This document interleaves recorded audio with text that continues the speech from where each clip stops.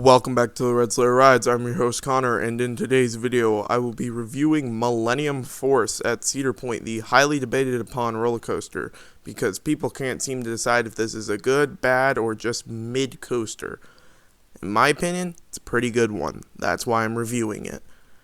Millennium Force is 6,595 feet long, 310 feet tall, 93 miles per hour, has an 80-degree drop, and is 2 minutes 20 seconds long.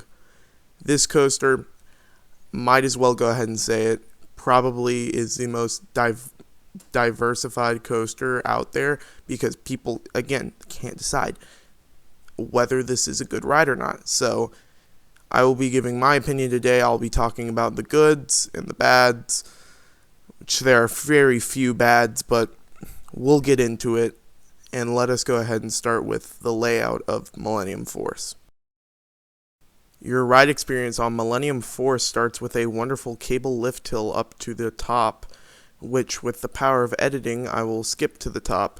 The view from the top is absolutely fantastic, and if you look straight, you can see Canada, but you don't have long because then you're barreling down that 300-foot drop, which is fantastic in the back row, up into the first overbank, which in the front row is super intense, going down and banking to the left, going into a tunnel, and popping back out into a marvelous airtime hill that is absolutely huge, falling back down and curving to the right, going into, once again, another overbank that is also intense and shows the speed of this coaster.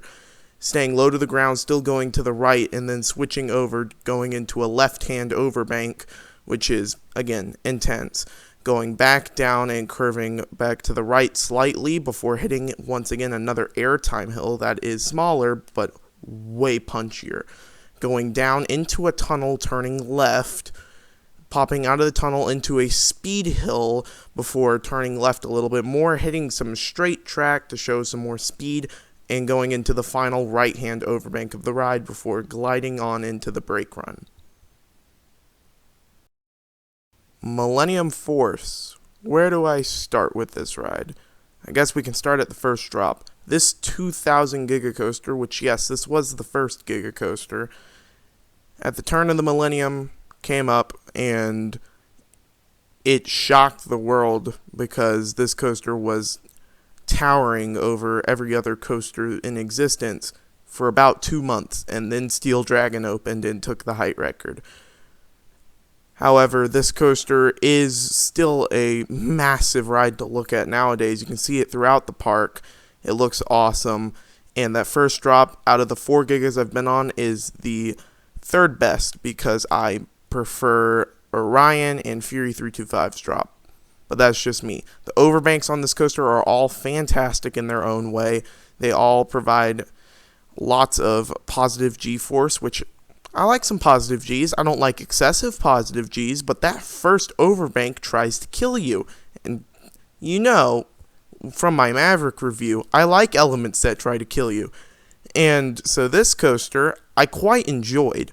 I like the speed. I don't like the straight track before the final overbank. That is not something I'm a big fan of. But other than that, this coaster does a lot of things right. And also, the station music is absolutely fantastic. I highly recommend looking up the Millennium Force station music because it's pretty good. For this coaster's final score, I'll be giving it a 9 out of 10. You know, the things I think it did wrong, the speed hill could be a little bit stronger, and straight track. That's about the only problem I have with it, straight track. But anyways, let me know your opinion on Millennium Force down in the comment section below. I'm sorry this was a little bit of a quick review. I didn't have a lot of off-ride footage, and I didn't want to reuse a bunch of it. And I'll be getting some more coaster reviews out soon because I have a top 50 to do on December 2nd that will be releasing. Enjoy. Adios.